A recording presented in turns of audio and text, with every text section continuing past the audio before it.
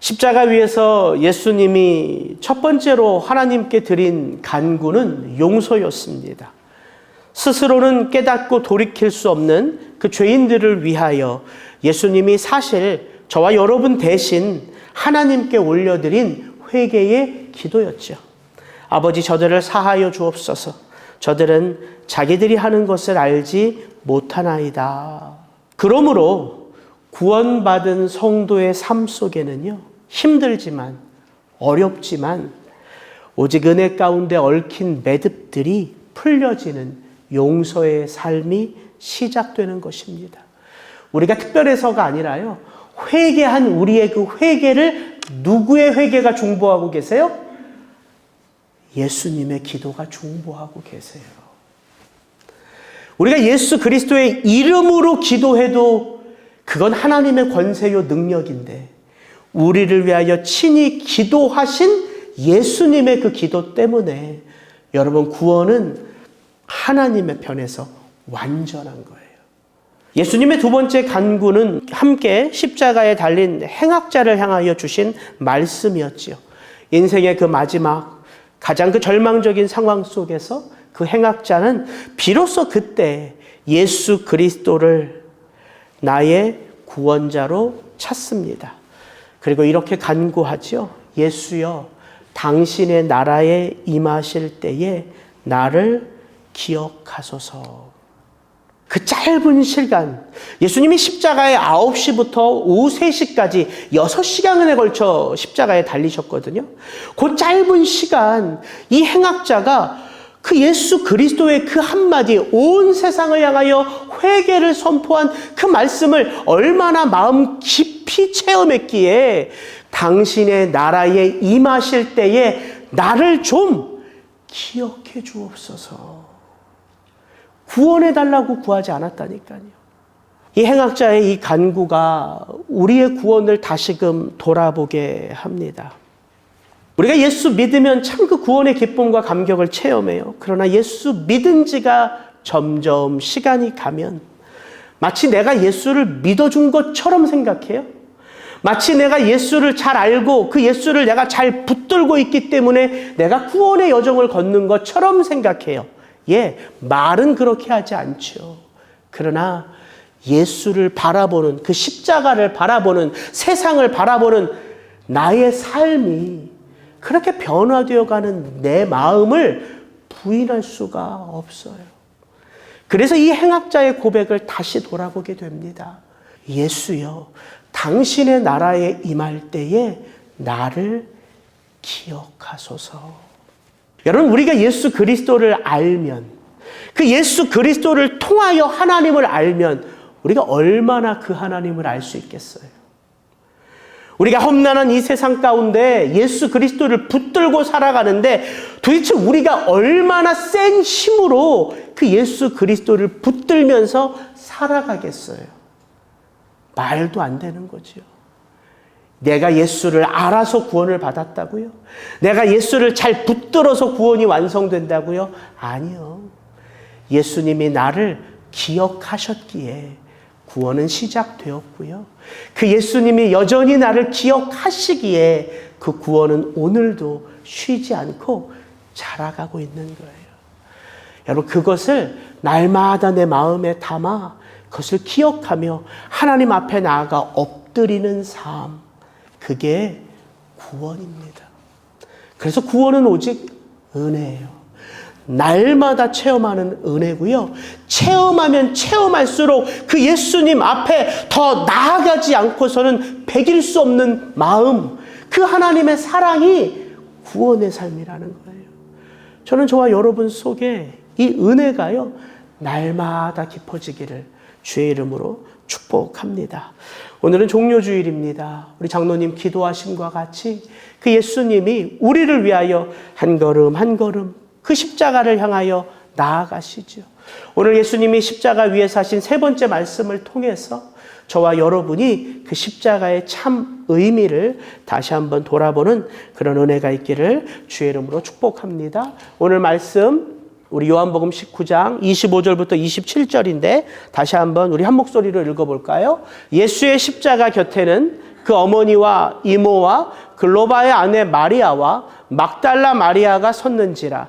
예수께서 자기의 어머니와 사랑하시는 제자가 곁에 서 있는 것을 보시고 자기 어머니께 말씀하시되 여자여 보소서 아들이니이다 하시고 또 그 제자에게 이르시되 보라 내 어머니라 하신대 그때부터 그 제자가 자기 집에 모시니라. 저는 오늘 이 십자가의 도라는 제목으로 좀 말씀을 나누기 원하는데, 십자가의 도, 영어 성경으로 어떻게 번역되어 있는가 찾아보니까 너무 쉬워요. The message of the cross예요. 또 어떤 버전에서는 The preaching of the cross. 십자가가 말을 한다는 거예요. 그래서 십자가가 우리에게 들려주는 두 가지 복음의 메시지를 좀 나눠보기를 원합니다. 그날 골고다 언덕으로 향하시는 예수님의 그 십자가 행렬에는 사실 두 무리의 행렬이 있었어요. 한 무리는 우리가 너무 잘 알죠. 그 예수 그리스도에게 음모를 씌워 그를 십자가에 못 박히게 하는 대제사장, 또 정치, 종교 지도자들의 무리, 그리고 그들에게 동조하여 그 예수 그리스도가 과연 정말 하나님의 아들인가? 그가 십자가에 달릴 때에 어떤 일이 벌어질까? 호기심에 가득한 마음으로 그 예수 그리스도의 십자가를 따라가는 백성들의 무리였습니다. 이게 그 한 무리예요. 이 무리들은 도대체 누구인가 성경이 증언하여 주고 있거든요. 이렇게 말합니다. 지나가는 자들은 자기 머리를 흔들며 예수를 모욕하여 이르되, 그와 같이 대제사장들도 서기관들과 장로들과 함께 그 예수를 희롱하여 이르되, 그 모든 백성들의 무리는 다 뭐다? 구경꾼들이다. 이게 성경이 증언하는 한 무리예요. 그들이 예수님을 통하여 무엇을 들었고 무엇을 보았고 어떤 마음의 감정이 느껴졌는지는 모르겠지만 적어도 그들은 이 십자가 아래서 다만 그 십자가를 구경하는 구경꾼들이었다 이거예요. 근데 예수님의 그 십자가 행렬에는 이런 구경꾼들만 있었던 게 아닙니다. 누가는 또 한 무리의 그룹들을 소개해요. 이렇게. 또 백성과 및 그를 위하여 가슴을 치며 슬피 우는 여자의 큰 무리가 따라오는지라. 예수께서 돌이켜 그들을 향하여 이르시되 예루살렘의 딸들아 나를 위하여 울지 말고 너희와 너희 자녀들을 위하여 울라. 또 하나의 행렬은 여인들의 무리였습니다. 근데 이 여인들은 예수님의 그 십자가를 구경하고자 예수님을 따라온 게 아니라 그의 마지막 죽음의 자리에 함께 아파하고 함께 슬퍼하고 그 예수 그리스도를 위로하고 싶은 마음으로 눈물을 흘리며 예수 그리스도를 따르고 있었어요. 예수님의 제자 가운데 하나인 요한이 바로 이 여인들의 무리들을 바로 곁에서 봤습니다. 그래서 그들의 이름을 하나하나 들 수 있었던 거예요. 예수의 어머니 마리아와, 사실 요한의 어머니죠. 그 예수의 이모 살로메, 그리고 글로바의 아내 마리아와 막달라 마리아가 예수의 곁에 선지라. 이 두 무리들을 향하여 과연 이 십자가는 무엇을 우리에게 가르쳐 주는가? 여러분, 십자가는 내가 그분과 맺고 있는 그 관계의 깊이를 들여다보게 합니다. 이게 십자가의 도예요. 십자가의 메시지는 내가 그 십자가에 달린 예수와 어떤 관계 속에 있는지를 보게 해요. 단지 구경꾼인가? 아니면 그 십자가에 동참하는 제자인가? 오래전에 나온 책 제목이 있었습니다. 팬인가 제자인가 라는 책이에요. 여러분은 예수님과 어떤 관계를 맺고 있습니까? 이 사순절의 시간을 지내면서 우리가 그걸 한번 돌아보자는 거예요.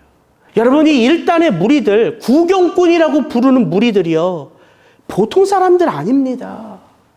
그들 가운데 일부는요, 예수의 기적을 두 눈으로 체험한 자들이에요. 오병이어의 떡을 먹었던 자들이고요. 예수님이 귀신 쫓는 것을 보았던 자들이고요. 가늠한 여인에게 예수님이 정죄하지 않으시고 그 여인을 다독이며 사랑으로 그 여인을 치유하시는 그 모습을 그 현장에서 봤던 자들입니다. 그들 가운데 일부는요, 그 청년 예수의 가르침을 듣고, 아니 이 청년이 도대체 누구이길래 서기관들과 바리새인들의 가르침과 이렇게 다를 수가 있는가? 기이하게 여기며 놀라며 그 마음으로 기뻐했던 자들이 있었습니다. 그들 가운데 대다수는요, 불과 며칠 전에 예수님이 예루살렘에 입성하실 때에 자기의 목소리가 터져라 종려나무 가지를 흔들며 호산나 다윗의 자손이여 어서 오시옵소서, 그렇게 열렬히 예수 그리스도를 환영했던 자들입니다. 우리 가운데 누가 예수의 기적 체험했습니까? 예수로부터 직접 가르침 받은 자 있습니까? 우리 가운데 이처럼 전심전력하여 그 예수 그리스도의 그 이름을 불렀던 분들이 있습니까? 그런데 성경은 말하죠. 그들은 다 구경꾼들이라. 그래서 우리가 돌아볼 수 있어요. 사도 바울의 이 고백. 바울은 이렇게 말하죠. 십자가의 도가 멸망하는 자들에게는 미련한 것이요 구원을 받는 우리에게는 하나님의 능력이라. 십자가의 도가, the message of the cross, the preaching of the cross, 십자가에 달리신 예수가 그 십자가 앞에 나온 우리들에게 무엇인가를 말씀하고 계시다는 거예요. 무엇을 말씀하고 있냐면, 나 십자가에 너를 위하여 달린 내가 너에게는 능력이냐, 이걸 체험하게 한다는 거예요. 그래서 바울은 고백하죠. 십자가는 곧 하나님의 능력이요, 십자가는 곧 하나님의 지혜요, 십자가는 곧 하나님의 사랑이라. 그러니까 여러분, 신앙의 길을 걷는다는 건 단지 내가 무엇을 보고 듣고 느끼고의 문제가 아닌 거예요. 목사님, 저 예배 드리고 있는데요. 목사님, 저 교회 다니는데요. 목사님, 저 날마다 성경을 읽는데요. 목사님, 저 그래도 가끔씩 목사님 설교를 듣고 감동을 받는데요. 그래도 저 기도할 때에 제 마음 가운데 성령의 세밀한 음성을 듣는데요. 예, 귀하죠. 그러나 그것이 전부가 아니라는 거예요. 이민 생활하면서 교회는 좀 특별한 것 같아요. 왜? 그래도 교회 가면 한국 분들 만나잖아요. 그래도 교회 가면 한국 음식 잘 먹잖아요. 그래도 교회 가면 옛날에 한국에서 좀 잘 나갔을 때 이야기들 풀어놓을 수 있잖아요. 들을 수 있잖아요. 그래서 이민 생활하면서 많은 분들이 네가 교회 가? 나도 교회 갈게. 이렇게 교회를 시작합니다. 예, 그 동기 귀한 거죠. 그러나 이렇게 생각하면 안 돼요. 신앙 무대보다, 신앙 무조건 믿으면 된다. 아니요. 당신 구원받았으니까 그 구원 나도 좀 받아야겠습니다. 구원이 무슨 떨이 선물도 아니고 그런 게 아니거든요. 물론 제가 좀 과장돼서 드린 말씀이지만 신앙이란 그냥 누구 쫓아서 가는 걸음이 아니라는 거예요. 그럼 신앙이란 뭘까? 예, 묻는 거예요. 십자가 위에 달린 예수 그리스도와 내가 지금 어떤 관계 속에 있는지를 묻는 거예요. 누구에게? 나 스스로에게. 그래서 여러분 주보에 보시면 제가 몇 가지 말씀들을 쭉 넣어드렸어요. 도대체 그럼 무엇을 내가 나에게 물어야 될까? 도대체 내가 무엇을 생각하며 어떤 삶을 살아야 될까? 여러분 고난주간 이번 주잖아요. 여러분 주보에 기록되어 있는 말씀들을 한번 곰곰이 읽어보시고 스스로에게 물어보세요. 그러면 성경은 정말 놀랍도록 우리에게 믿음은 무대보다, 믿음은 무조건이다 이렇게 말하지 않습니다. 믿음이 뭐라고 말하냐면 생각하는 거라고 말해요. 너를 위하여 십자가에 달리신 그리스도 예수를 생각하라. 너희를 위하여 자기에게 죄 지은 자들을 친히 가슴으로 담으시는 그 예수 그리스도를 생각하라. 세월이 악하다. 그러니까 방탕하게 살지 말고 성령 충만하게 살아라. 근데 거기에 보면 성령 충만하게 살라는 말씀을 이렇게 하고 있어요. 세월을 아끼라. 때가 악하니라. 그러므로 어리석은 자가 되지 말고 오직 주의 뜻이 무엇인지 이해하라. 사도 바울이 참 표현을 기가 막히게 하지 않았습니까? 세월이 악하다고 말합니다. 너희들은 그 악한 세월 속에 구원의 삶을 산다고 말합니다. 그렇게 구원의 삶을 사는 믿는 자로서 믿음으로 살아라 말하지 않고 때가 악하니까 주의 뜻이 무엇인지 이해하라 이렇게 말해요. 이 세상의 유혹 속에 이 세상의 수많은 나를 탐하게 하는 그런 세상 가운데서 주의 뜻이 무엇인지를 이해하라. 믿으라고 말할 수도 있잖아요. 근데 그렇게 말하지 않는다고요. 우리 안에 이미 무엇이 들어와 있어요? 하나님의 생명의 말씀. 그래서 우리가 말씀으로 태어난 거 아닙니까? 그럼 그 말씀으로 내가 태어났으니까 저절로 이 악한 세상 내가 지혜롭게 살 수 있다? 아니요. 우리 속에 나를 태어나게 한 그 말씀을 내가 곱씹고 내가 생각하고 내가 품고 그게 정말 무슨 말씀인지 내가 골몰이 하나님 앞에 그 말씀을 가지고 기도할 때에 하나님의 뜻은 나의 삶 속에 드러나는 거예요. 그래서 드러나는 그 말씀을 이해하는 마음으로 살아낼 수 있는 거죠. 여러분, 이게 신앙입니다. 그래서 십자가는 구경꾼과 제자를 구별해줘요. 바울은 이렇게 고백합니다. 내가 그리스도와 함께 십자가에 못 박혔나니. 여러분, 십자가는 우리의 이성으로 이해하는 게 아니에요. 수많은 지식을 통해서 내가 헤아리는 게 아니에요. 어떤 정보를 통하여 내가 받아들이는 게 아니에요. 십자가는 예수와 함께 내가 못 박히는 거예요. 이걸 어떻게 설교할 수 있겠어요? 그러니까 십자가가 설교를 하지 목사가 설교를 하는 게 아니에요. 그래서 십자가의 도라고 말하는 거예요.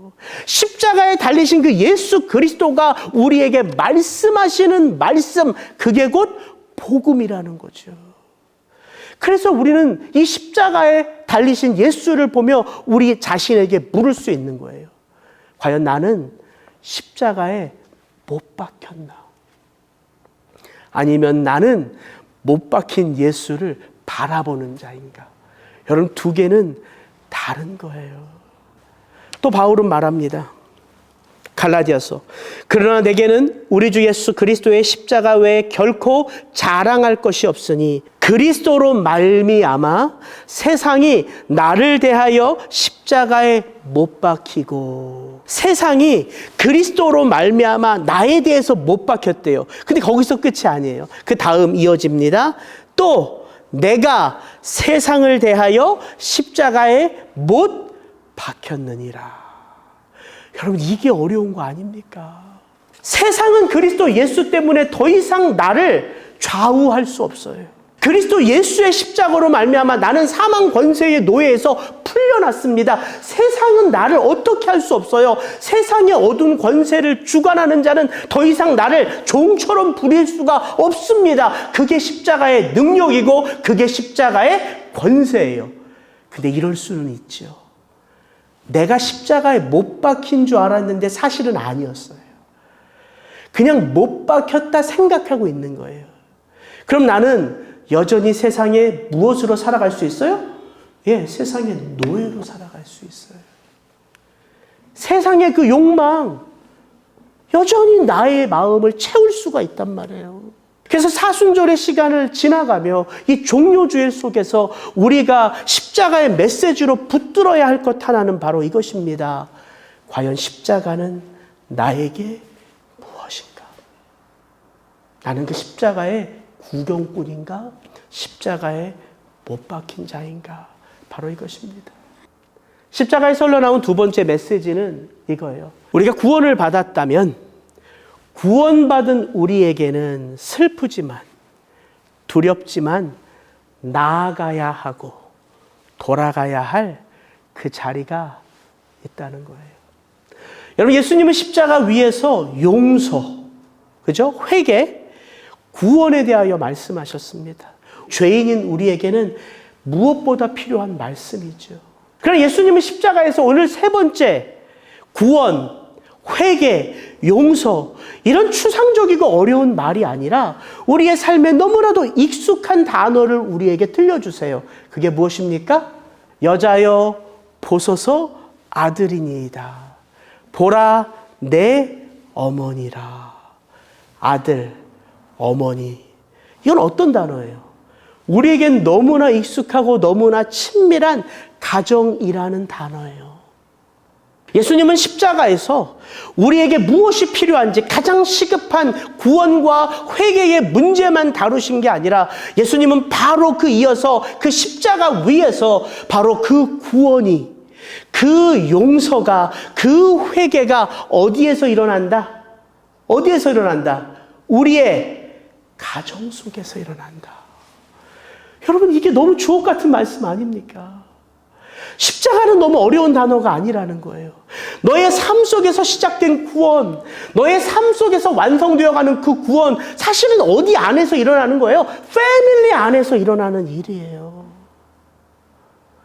그러니까 그 말은 곧 우리의 삶 속에 용서하고 용서받고 그 모든 관계가 사실은 다 누구예요? 가족이라는 거예요. 가족. 여러분, 성경에서, 신약 성경에서 가장 다루기 어려운 인물이 마리아가 아닐까 싶어요. 마리아. 참 다루기가 어려워요. 특별히 이제 교회를 다니는 개신교인 우리들은 더더욱 그렇죠. 카톨릭 신학에 마리아는 죄가 없고 성모 마리아, 마리아는 성스럽고 그것들이 너무 반감이 돼서 제가 교회를 다니면서 마리아에 대한 설교를 사실은 크리스마스 때 외에는 거의 들어본 적이 없는 것 같아요. 마리아 인물에 대한 성경 공부도 그렇게 많이 다룬 것 같지 않아요. 그래서 개신교 성도들은 오히려 이 마리아를 좀 멀리하는 게 아닌가. 둘 다 문제인 것 같아요. 제가 이번 주에 이제 설교를 준비하고자 주석 여러 권을 보는데 카톨릭 계열의 주석가들은 어떻게도 보냐면요. 여자여 보소서 아들이니이다. 보라 내 어머니라. 이제 제자인 요한에게 마리아를 부탁한 거잖아요. 근데 카톨릭 신학자들은 이렇게 해석해요. 어머니 마리아에게 제자 요한을 부탁한 거라고 봐요. 그래서 교회는 누구의 다스림과 보살핌 안에 있다? 위대한 마리아의 보살핌 아래 시작됐다. 여러분, 읽으면, 설교를 들으면 이렇게 반감이 되죠? 이게 너무 오바 같은 거야. 근데 제가 이번 주에 요한복음을 쭉 읽으면서 그가 세상에 계셨음에 세상은 그로 말미암아 지은 바 되었으되 세상이 그를 알지 못하였고 자기 땅에 오매 자기 백성이 영접하지 아니하였으나 말씀이 육신이 되어 우리 가운데 거하심에 우리가 그의 영광을 보니 아버지의 독생자의 영광이요 은혜와 진리가 충만하더라. 본래 하나님을 본 사람이 없으되 아버지의 품속에 있는 독생하신 하나님이 나타내셨느니라. 늘 읽던 요한복음 1장을 읽는데 요한복음 1장을 읽어가면서 제 안에 누가 묵상되었냐면 마리아예요. 마리아.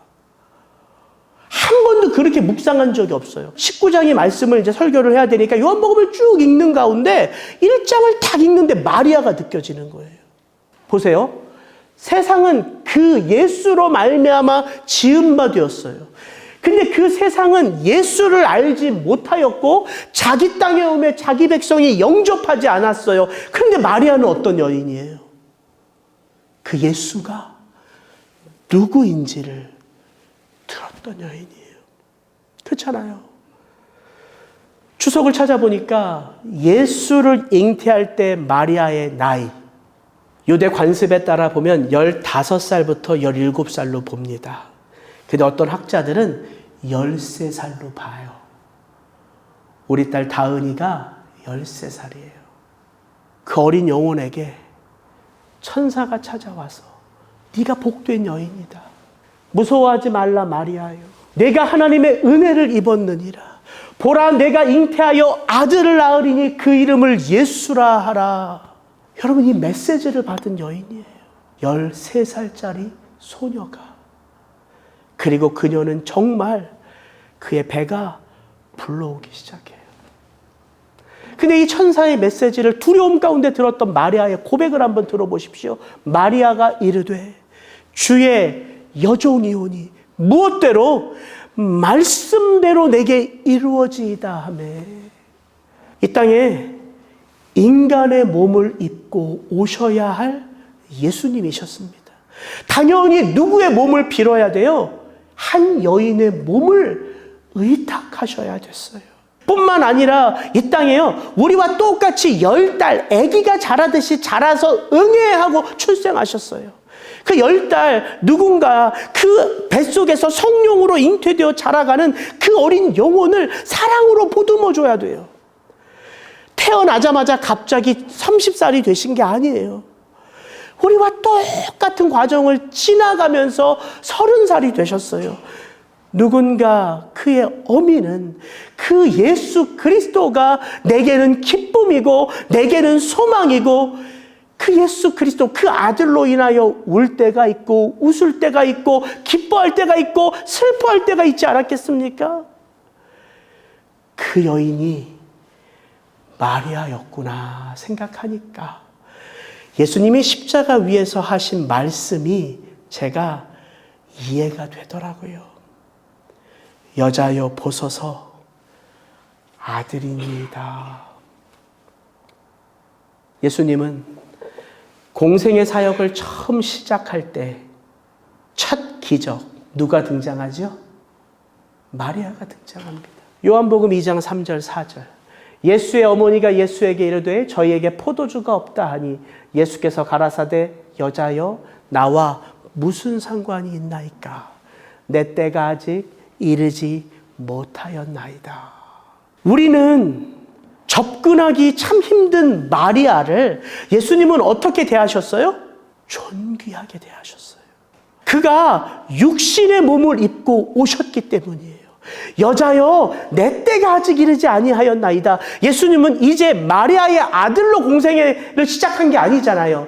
하나님의 아들로서의 공생애의 시작이에요. 그러나 예수님은 당신의 첫 기적을 누구 앞에서 행하셨어요? 마리아 앞에서 행하셨어요. 예수님은 이 땅에서의 자기의 삶의 마지막을 누구 앞에서 마치셨어요? 그 육신의 어머니 마리아 앞에서 마치셨어요. 여자여 보소서 아들이니이다.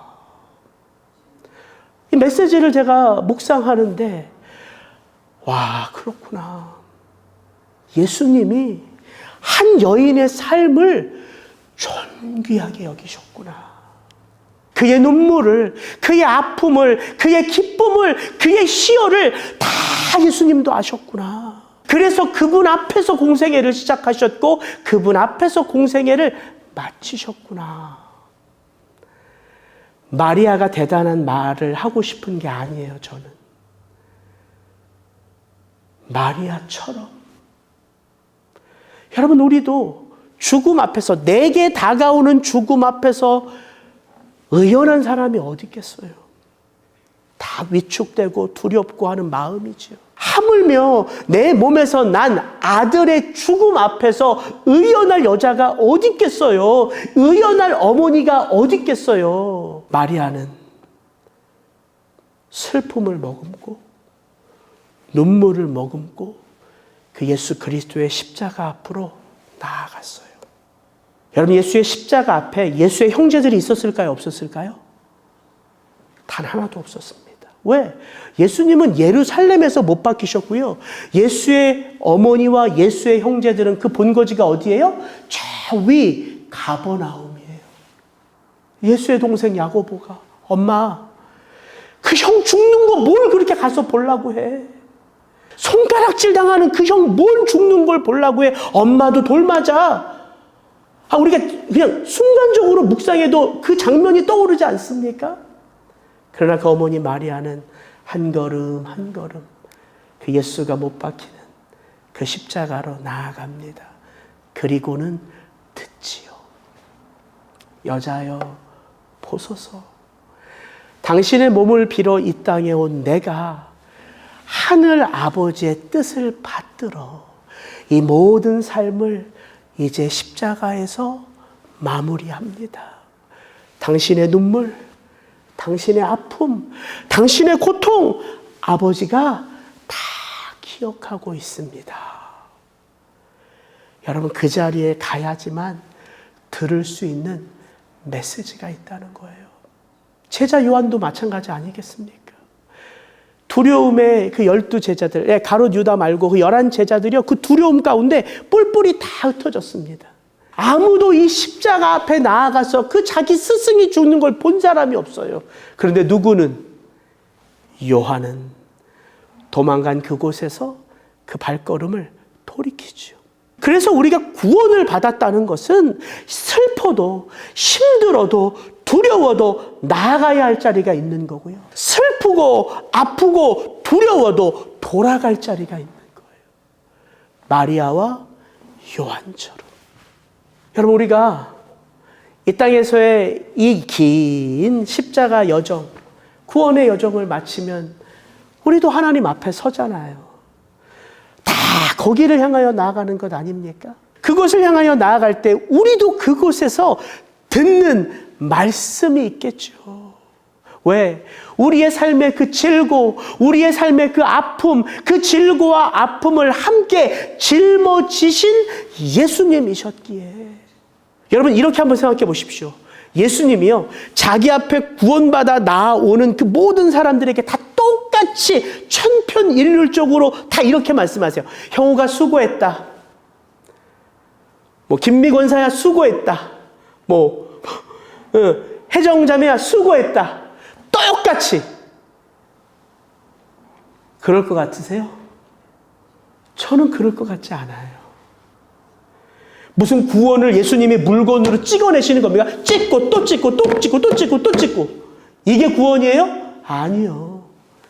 그 삶의 질고를 하나님 아버지와 함께 하는 거예요. 저는 이렇게 예수님이 말씀하지 않으실까 싶어요.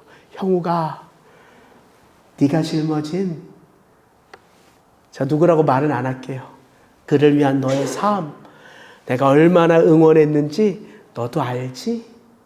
아마 이런 식으로 얘기를 하실 거란 말이죠.